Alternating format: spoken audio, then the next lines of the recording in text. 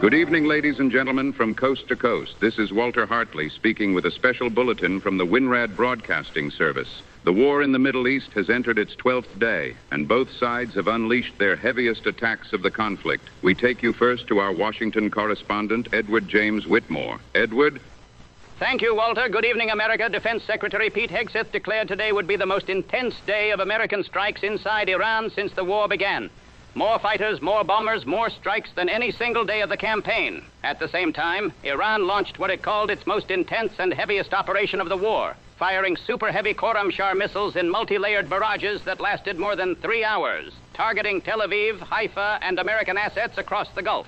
Both sides, on the same day, escalating to their maximum. And the Pentagon has now disclosed to Congress that the United States spent $5 billion on munitions in the first 2 days of this war alone. The president continues to send contradictory signals about when this will end. Yesterday, he called the war a short-term excursion and said it would conclude soon. Today, he vowed to continue until ultimate victory. When pressed, he said the war would not end this week. He also threatened Iran with, and I quote his exact words, death, fire, and fury if it continues to block the Strait of Hormuz. Tehran responded by vowing it will not allow 1 liter of oil to leave the Middle East until American and Israeli attacks cease. And a top Iranian official warned President Trump to be careful not to be eliminated himself. Iran's Revolutionary Guard issued a statement saying it will determine when this war ends, not the United States. Iran's Speaker of Parliament, Mohammad Bagher Ghalibaf, said Tehran is certainly not seeking a ceasefire. Back to you, Walter.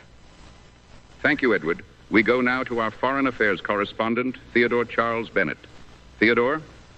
Thank you, Walter. The streets of Tehran shook overnight with what residents describe as the heaviest bombardment since the war began. Powerful explosions struck at least 8 districts of the capital. Tehran's Mehrabad airport was bombed again.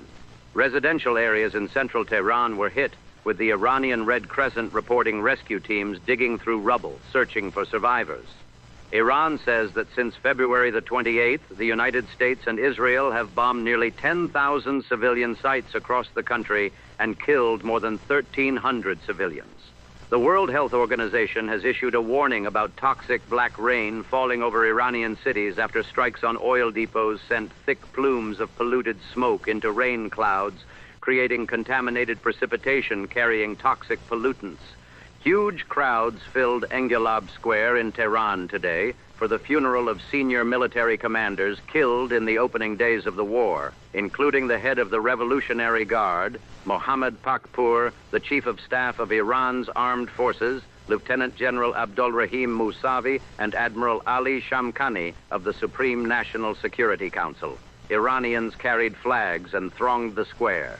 And yet the new supreme leader, Mojtaba Khamenei, who was named to the post on Sunday, has reportedly been wounded. The New York Times reports that Khamenei was injured in his legs on the first day of the war, though the Iranian president's son has said he is safe and sound. Theodore, the fighting at sea and across the region seems to be intensifying sharply.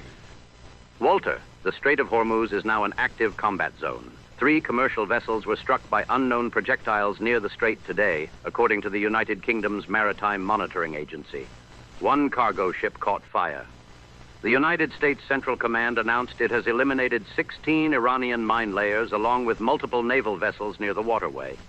Meanwhile, Iran launched its 37th wave of attacks across the region. 4 people were injured when 2 Iranian drones fell near Dubai International Airport, though the airport says air traffic continues. France has called for an emergency meeting of the United Nations Security Council to discuss Lebanon, where 570 people have been killed and nearly 800,000 displaced since the war began. The UN says Israel's strikes have killed more than 10 children per day in Lebanon.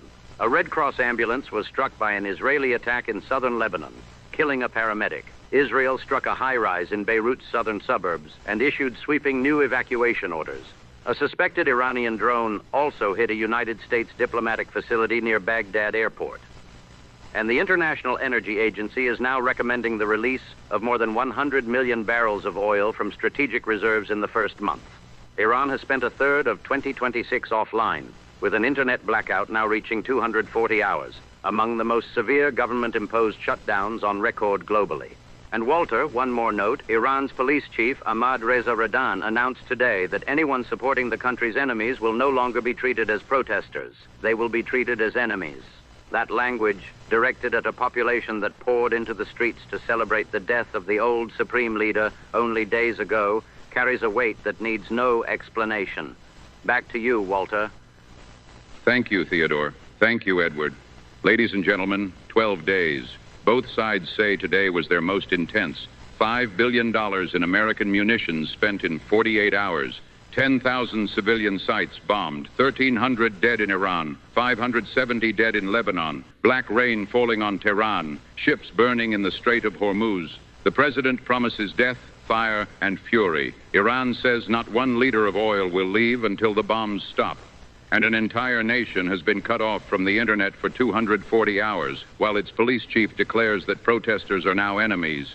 We shall continue to bring you developments as they occur. This has been a special bulletin from the WINRAD Broadcasting Service. I am Walter Hartley. Stay close to your radio. And now, from the home front. Hello, ladies. This is Dorothy Wilson. I am not going to pretend tonight. The news is as bad as it has been. And I think we all know the prices at the pump and the market are not coming down anytime soon. So I want to talk to you about something practical. Bread. Not the kind you buy in a bag, the kind you make with your own two hands.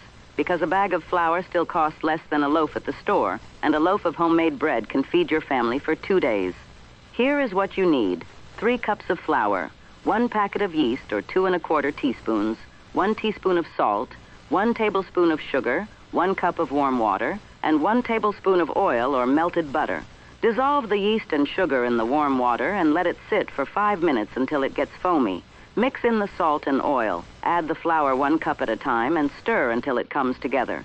Turn it out on a floured surface and knead it for about 10 minutes until it is smooth and springy. Put it in a greased bowl, cover it with a towel, and let it rise for an hour until it doubles. Punch it down, shape it into a loaf, put it in a greased bread pan, and let it rise again for 30 minutes. Bake it at 375 degrees for about 30 minutes until it is golden and sounds hollow when you tap the top. Let it cool before you slice it. That is real bread, ladies. It costs pennies. It fills the house with a smell that makes everything feel all right for a little while. And when you pull it out of that oven, you will remember that you can do hard things. Good night, and God bless.